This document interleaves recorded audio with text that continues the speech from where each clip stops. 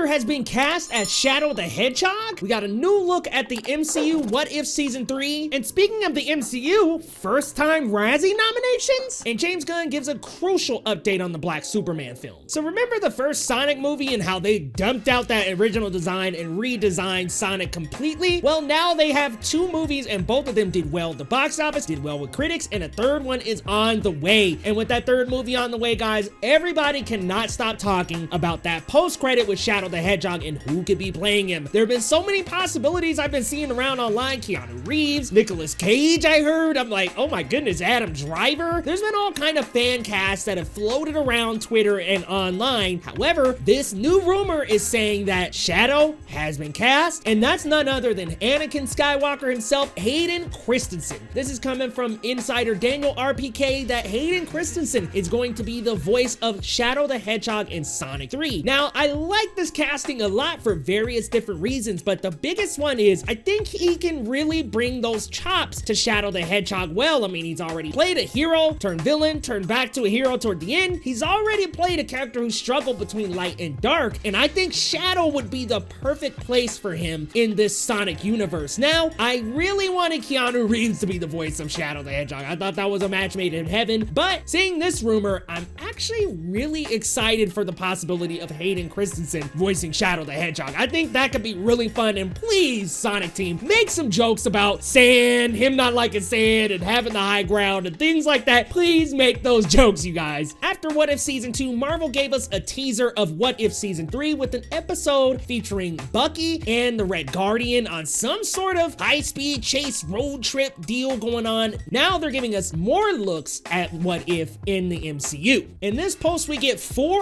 about three new stills of different possibilities. The first one here is with Sam and Monica Rambeau doing something together. Maybe it's what if Captain Marvel and Captain America teamed up? Not entirely sure what that one's about, but I'm just glad to be getting more Sam Wilson in the MCU. We've only really had the Falcon and the Winter Soldier to see this guy, and he's our Captain America. So I want as much more of him as I can get. We also get a really cool look at some mech suits. One with a Captain America shield. Like, what if Captain America was a Gundam or something? I'm super down for this one. I definitely want to see what they could do with Mecha. Also, we get that look at Bucky and Red Guardian again. Looks like they're teaming up. Want to know more about what's going on here and what they're doing and working together. And then we get another one with what looks to be Giant Man and Red Guardian. So I'm really looking forward to more possibilities with What If. We also got America Ferrera cast as a new original character. We'll probably have Captain Carter come back in some kind of capacity, but it looks like they're going to explore even more possibilities with the next season. I haven't gotten through all episodes of What If Season 2, but the ones that I have gotten through felt like the What If scenarios were even better. Maybe we can get bigger and wilder with mechs and captains teaming up and even more in this next season. And speaking of the MCU, they actually just got nominated for their first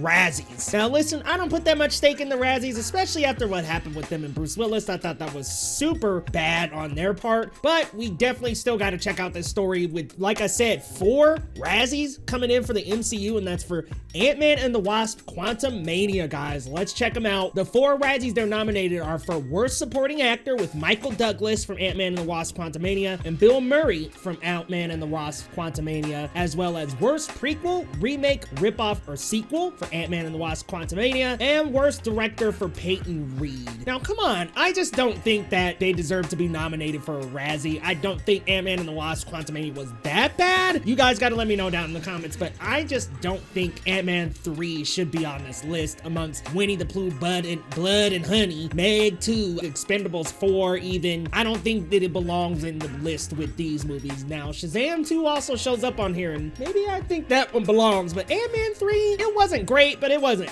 that bad, guys. Last but not least, guys, let's talk about this one. James Gunn gave a crucial update to the Black Superman film. This has been talked about since 2021. Author Ta-Nehisi Coates, who has done a very big issue of the Black Panther run, Black Panther: A Nation Under Our Feet, and he is going to be writing a film for a Superman character, a Black Superman character, with J.J. Abrams as producer. Now, J.J. is not going to be director, but James Gunn gave a crucial update here, letting the people know via threads, and I quote, Yes. Somebody asked via thread, is that Abrams Superman Elseworld project still in development? James Gunn replied yes, and this is the second time he has let people know that yes, the project is still in development. Thankfully, I can't wait to see what's going to happen with this Superman movie, but I'm speculating a little something, and hear me out, I could be way off here. Back in 2022, I want to say, Michael B. Jordan was questioned of whether or not he's going to be involved in this film, and he told the Hollywood Reporter, and I quote, "It's smart of DC to grab Ta-Nehisi to go ahead and adapt that project. He's incredibly talented. It's going to be worth checking out. I'm flattered that people have me in this conversation. It's definitely a compliment, but I'm just watching on this one." Michael B. Jordan himself came out and said he's just watching. However, I want to talk about a little news story we just got, and I know I could be completely reaching, but Ryan Coogler and Michael B. Jordan are teaming up for a top secret film. Makes me wonder, is this Ta-Nehisi Coates Superman project the film that they're teaming up to do together? Now, this top secret film has been rumored to be a vampire movie, but it hasn't been confirmed to be anything, and they're being very tight-lipped about it. Is it possible that the two of them are teaming up for Superman with Ta-Nehisi Coates? That would be a freaking amazing film, I think. Michael B. Jordan's got great acting chops. We've seen both of them in CBM before. Of course, Michael B. Jordan and Ryan Coogler teamed up on Black Panther together. I would love to see their chops with a Black Superman movie, but I'm not entirely sure of that. There's no confirmation, no rumor. That's just me speculating. I'm not entirely sure if both of them even want to continue doing superhero movies. So we'll have to wait and see what happens with that project, but I'm very excited for a Black Superman film, and it sounds like it's going to stay a film, but it makes me wonder, just him answering project, could it potentially be an animated film? Could it potentially be a series? As of right now, I believe it's still just a film. Guys, let me know your thoughts down in the comments. How do you feel about Hayden Christensen voicing Shadow the Hedgehog, the Black Superman film still being in development, and these new images with the MCU What If? What do you think the scenarios are? What do you want to see out of What If Season 3? Let me know your thoughts down in the comments, and hey, if you're new to the channel, hit that subscribe button down below for the latest news in the MCU, DCU, and more, and follow me on social media platforms, X, Threads, and the rest of them, guys. This YouTube community tab, I use it there. I do news updates all throughout the day, so follow me there, and we'll see you next time on Geekly Goods.